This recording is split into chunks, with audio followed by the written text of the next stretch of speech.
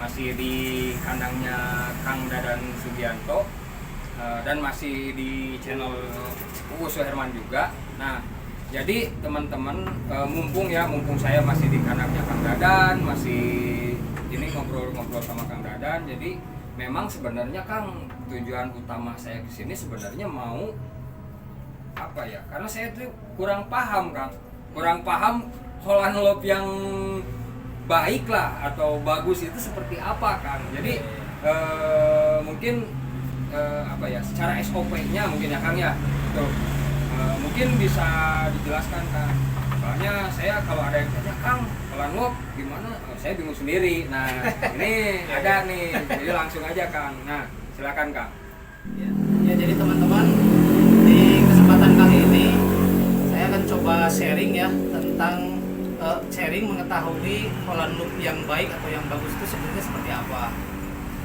Jadi kalau saya melihat fenomena ya di Indonesia bahwa Holland Lop itu banyak yang melihat hanya sebatas kepala dan kuping. Padahal sebetulnya faktornya banyak, bukan hanya itu. Nah di sini kan saya coba sharing ke teman-teman Holland yang bagus itu seperti apa sih. Ini yang akan saya jelaskan, yang saya pahami sejauh ini berdasarkan standar of perfection dari American Rabbit Breeders Association ya. Itu patokannya yang di Indonesia dipakai. Jadi bukan kayak saya yang penting kepala gede gitu kan, kalau Ya, saya gitu. memang kebanyakan Itu ya. berpikirnya cuma itu aja, padahal masih banyak yang lain. Nah akan saya coba jelaskan mulai dari bagian kepala ke belakang ya. Jadi kepala yang bagus itu jidatnya mesti lebar. Jidatnya ini mesti lebar. Pipinya juga mesti full. Nah, perjalanan pipinya menjadi full memang butuh proses. Ada waktunya dia molting, otomatis si pipinya juga nggak akan sefull ketika dia sudah selesai moltingnya. Usia juga berpengaruh. Usia muda sama usia tua, kalau HL-nya pure breed atau darahnya murni, semestinya makin tua makin bagus. Makin tua makin bagus. Dengan catatan ya, terawat dengan baik pasti. Ya. Karena kalau makin tua juga kalau nggak terawat dengan baik belum tentu bagus. Ya. Nah kalau jidat harus lebar, pipinya harus memulat ya istilahnya ya. Terus jarak antar matanya, ini kalau kita bikin segitiga di sini nih, segitiga terbalik, itu jarak antar matanya lebih lebar daripada kalau kita garis tali lurus ke arah hidung. Jarak ke sini harus lebih panjang daripada jarak ke sini. Gitu. Oh, jadi jarak ke pinggir lebih panjang daripada jarak ke bawah. Ya, jadi harus melebar. Oh, ya, ya. Nah, itu ukuran. Wah, ini detail, Kang. Itu untuk kepala yang baik. Ya. Terus jidatnya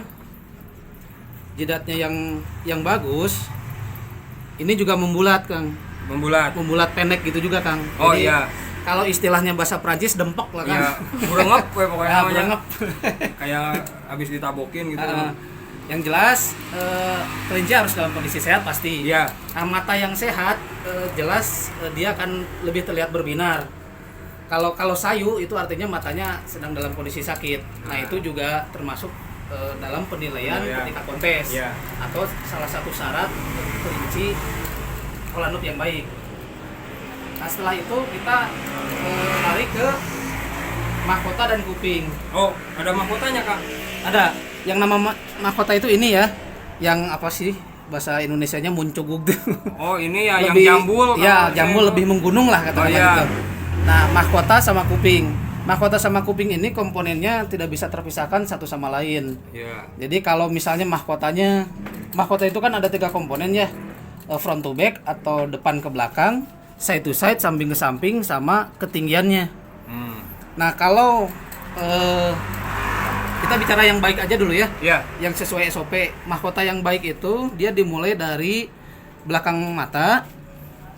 Belakang mata yang ininya Kang ya, mata yang sebelah sini. Ya, bagian belakang mata. Bagian belakang mata, ya. Karena ini depannya, ini ya, belakangnya. Ya, bagian belakang mata. Dimulai dari bagian belakang mata sampai ke tengkuk ke sini. Gitu. Itu kalau dari depan ke belakang. Dari depan ke belakang. Ya. Itu sebenarnya kalau ngelihat harus dari samping untuk front to back tuh. Oh iya. Depan ke belakang. Nah, ini jadi teman-teman dari ini bagian belakang mata sampai ke tengkuk ini. Nah, ini kan kelihatannya kayak Ya, ini kayak dari garis samping gitu. kelihatan. Nah, ini adalah namanya permulaan mahkota Permulaan mahkota. untuk front to back. Oh ya. Nah, sementara untuk side to side ini permulaannya ada di sini. Dia sejajar mata, di atas mata atau di bawah mata sedikit. Sejajar berarti tengah-tengah mata atau di bawah mata sedikit. Atau di atasnya. Oh, atau di atasnya. Tapi jangan terlalu ke atas juga. Misalnya dimulainya baru dari sini. Itu artinya terlalu sempit. Oh iya, berarti yang bagus itu yang makin ke bawah. Enggak juga. Enggak Justru juga. yang bagus itu yang sejajar mata. Oh, yang sejajar mata. Itu ada toleransinya, Kang. Ya. Gitu. Ke bawahnya sedikit, ke atasnya juga sedikit. Oke. Toleransinya. Nah, ini jelas teman-teman nih garisnya ini jelas sekali terlihat Nah, ya. terlihat. Ya. Nah, kalau dia pas sejajar sama mata, artinya side to side-nya atau samping ke sampingnya itu lebih lebar, Kang. Dilihat dari depan itu kelihatan lebar gitu. Oh, ini dari depan. Nah, kelihatan gini side to side-nya. Oh iya benar. Nah, ini side to side-nya. Ya. Ini harus lebar ke sini. Ya. Sementara tadi kan harus lebar dari sini ke sini, depan ke belakang. Ya. Nah, ini satu lagi komponennya ketinggiannya, Kang. Nah, ketinggiannya gimana, Kang? Mahkota itu kan disimpannya di atas dong. Ya. Betul nggak, Ya. mahkota raja? Nah, ini juga kita ibaratkan kayak mahkota raja gitu, Kang. Jadi otomatis harus kelihatan mahkotanya. Nah, ini ketinggiannya, Kang. Kalau dilihat dari depan itu kan ada yang tadi Oh itu yang iya. cukup gitu. Iya. Nah, ini hitungannya ada misalkan makin tinggi makin bagus atau gimana, Kang? Ya, kalau biasanya sih ketinggiannya nggak tinggi-tinggi banget. Iya. Tapi kalau memang dia ketinggiannya pas, dia kalau dilihat dari tampak depan, baik foto ataupun video akan terlihat ya kayak mahkota gitu, kayak yang bulat gitu. Nah, ya jadi ini ya teman-teman, jadi kelihatan lah garis di ininya ya. Apa ini kan disebutnya apa, bulu apa kalau pendek ini, Kang? Apanya? Ini jadi dari bulu ini sama mahkota itu terlihat jelas gitu kan Ya, Kang? ya, ya kayak ada pembatas. Iya, iya, iya, ini sih jelas banget kan kelihatan. Ya di sini sih saya nggak bilang kalau HL saya ideal. Cuma ini saya sharing HL ideal yang menurut SOP. Kebetulan sih ini lumayan lah, Ya. hampir mendekati lah. Tapi yang penting sih ini Kang hitungan-hitungan ininya. Ya. Ya, jadi kita Poin-poinnya. bisa aja di teman-teman yang lain HL-nya lebih bagus. Nanti tinggal silakan dicek aja gitu Ya, kan. benar, Tapi benar. cara mengceknya yang seperti ini kita Ya, share gitu mungkin ya Kang ya. Benar. Nah, terus ke kuping ya. Kuping itu komponennya jelas dia harus pendek. Pendeknya diukurnya dari dagu ya. Dari dagu kalau bisa maksimal 2 jari lah. Maksimal 2 jari dari dagu. Dari dagu. Terus dia harus ngebulat. Ya. Ngebulat bentuknya mungkin ada orang yang bilang ngedaun, mirip-mirip daun. Nah, ngebulat, terus pendek. Terus tumbuh bulunya merata. Oh iya ada bulunya ya. Bebas penyakit juga Ya. gitu. Untuk kuping.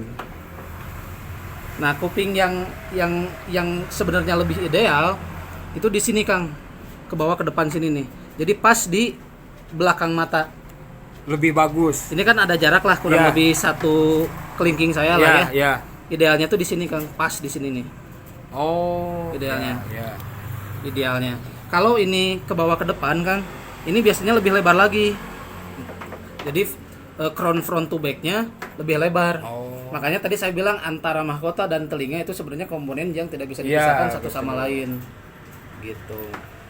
Ya, yang lain lagi Kang. Nah, Apa lagi Kang? kalau untuk kaki depan ya. Untuk kaki depan dia harus tebal. Tebal, pendek, kekar gitu ya Kang. ya kekar. Kalau kita apa namanya?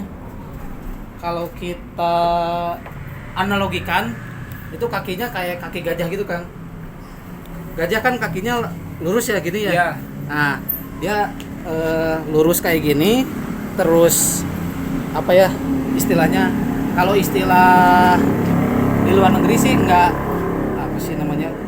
Nggak flipper, nggak weak ankle namanya. Oh iya yang gini bukan Kang? Ya, yang kayak agak- engkel, kelihatan engkelnya tuh ini jadi ke depan gini, gitu ya. kayak gini nih, kayak bengkok gitu. Ya, ya. Nah, idealnya dia yang gini. Jadi lurus sama tebal. Ya. Nah, ukuran tebalnya seperti apa? Ya kita bisa lihat lah. Kalau kita punya pembanding yang kakinya nggak terlalu tebal-tebal banget, pasti akan kelihatan gitu mana yang Ya. tebal yang enggak. Nah ini segini menurut saya pribadi cukup tebal. Kalau dibilang tebal banget mungkin enggak, ada yang lebih tebal. Ya. Tapi kalau dibilang tipis juga enggak. Ya. Ya, Ini udah cukup lah lu. Kalau menurut saya ini udah cukup Kalau tebal. saya bilang sih ini bagus kan. Dan udah pendek. Ya. Lalu komponen lainnya yang membuat performance dari depan tambah bagus adalah ini Kang, bagian chestnya atau dada. Dada. Chest kalau dilihat dari depan ini harus melebar. Ya. Kalau ini HL-nya jadinya ke samping terus jadi kurang. Nah kalau dia dari samping ini kelihatan ya dadanya melebar, kakinya tebal. Kalau dilihat dari depan, kalau dari samping saya giniin.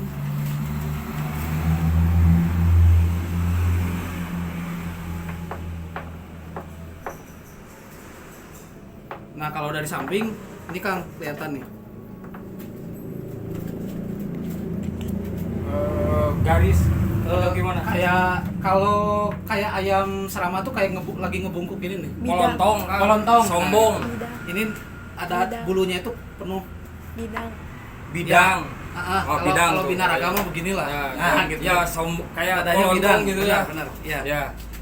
Nah, ini komponen penting juga.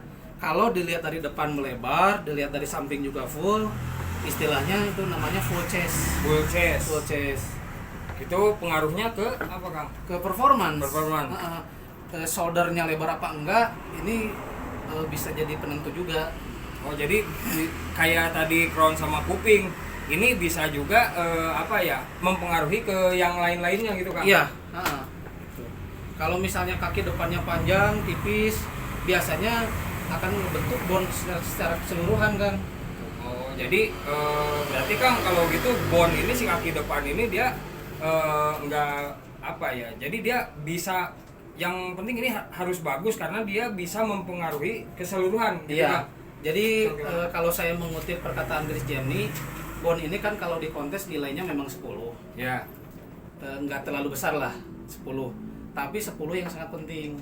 Karena dia bisa mempengaruhi look, bisa mempengaruhi performance, dan bisa mempengaruhi secara keseluruhan.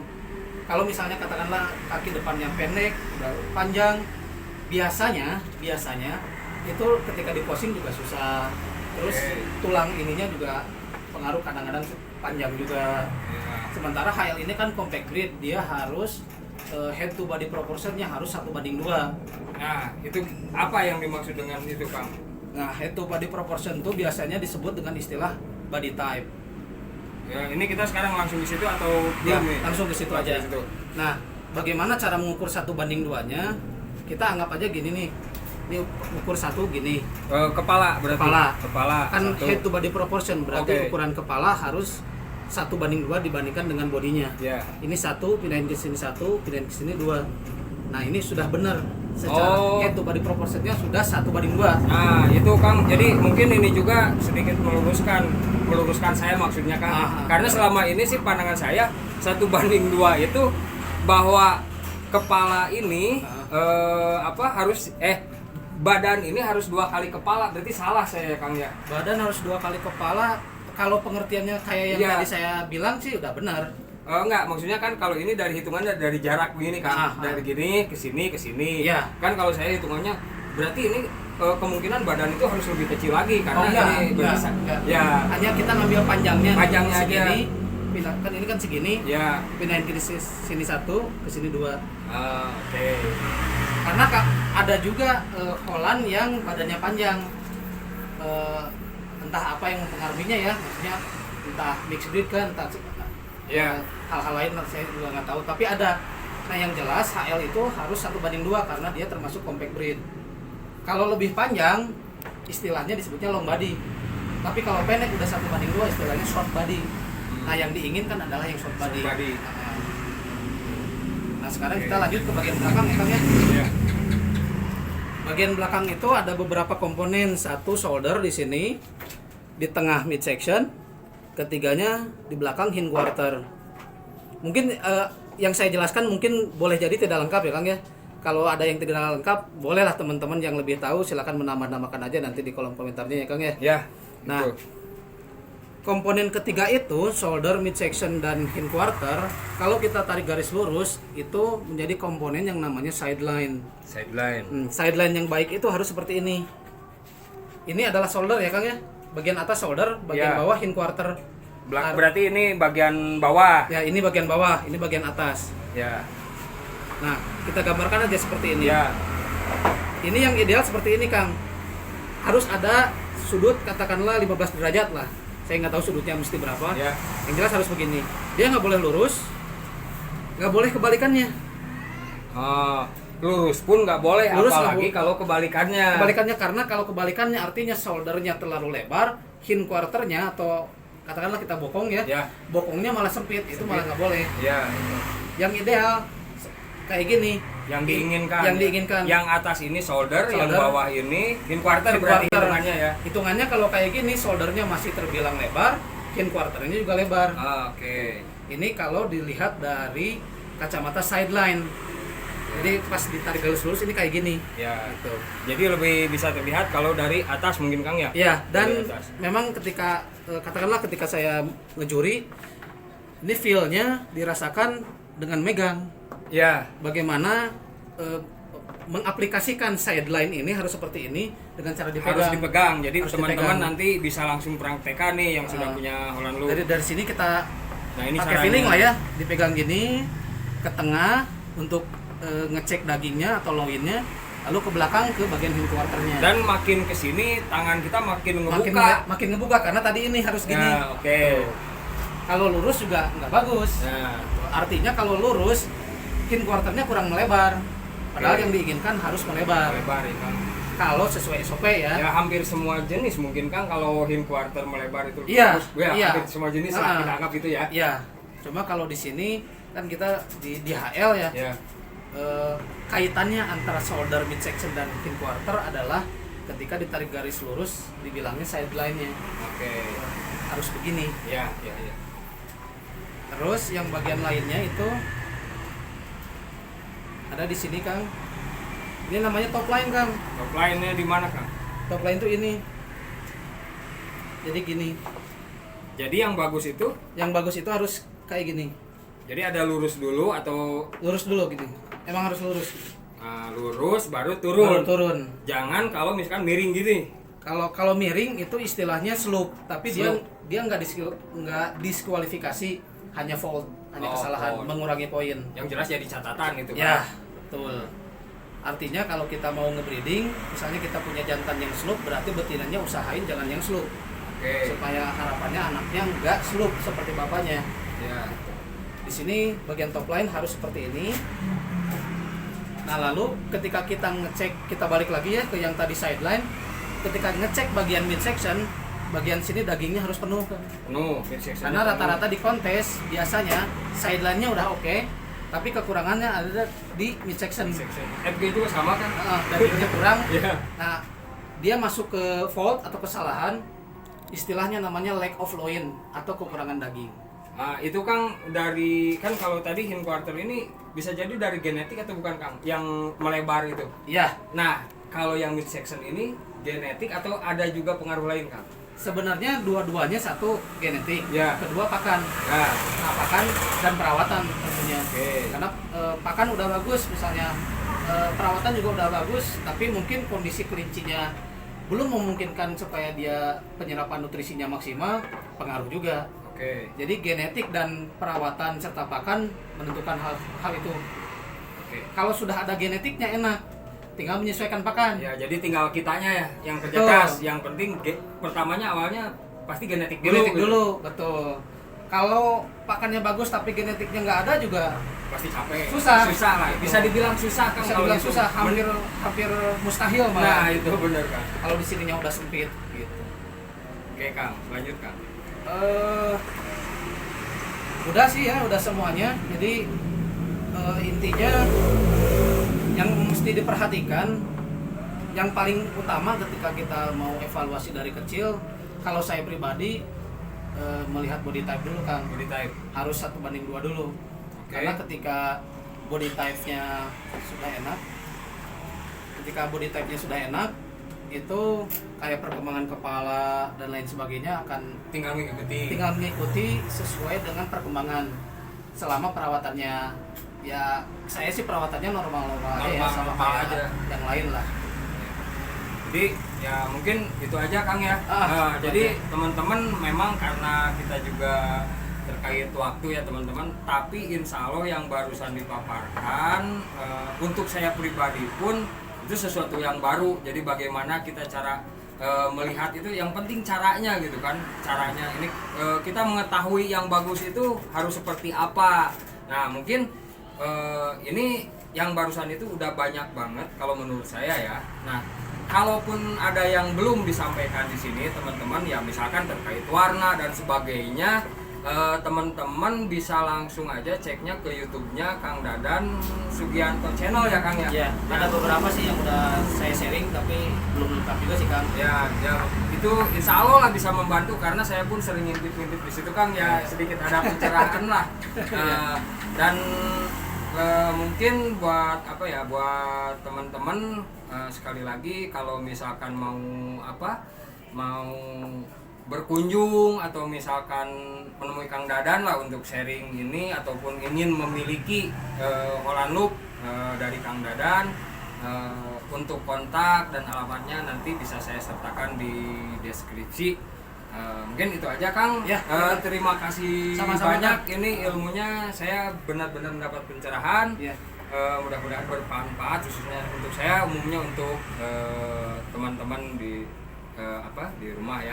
Ya tambahan sedikit Kang. Okay. Teman-teman kalau misalnya memang ada apa-apa yang saya ucapkan yang memang keliru, yang nggak sesuai, ya dikoreksi aja lah lewat kolom komentar ya. Iya, iya. Jadi karena namanya manusia lah. Ya, dan kita memang selalu menerima itu ya Kang ya, untuk perbaikan-perbaikan ya, dan betul. Intinya sih untuk lebih lebih memajukan lagi perkelincahan Indonesia lah gitu kan ya. Benar. Nah, ya itu aja teman-teman. Terima kasih sudah menyaksikan. Jangan lupa juga kliknya like, komen, share, notifikasinya. Mudah-mudahan channel ini semakin berkembang lagi. Amin. Wabillahi taufiq wal hidayah. Assalamualaikum warahmatullahi wabarakatuh. Waalaikumsalam warahmatullahi wabarakatuh.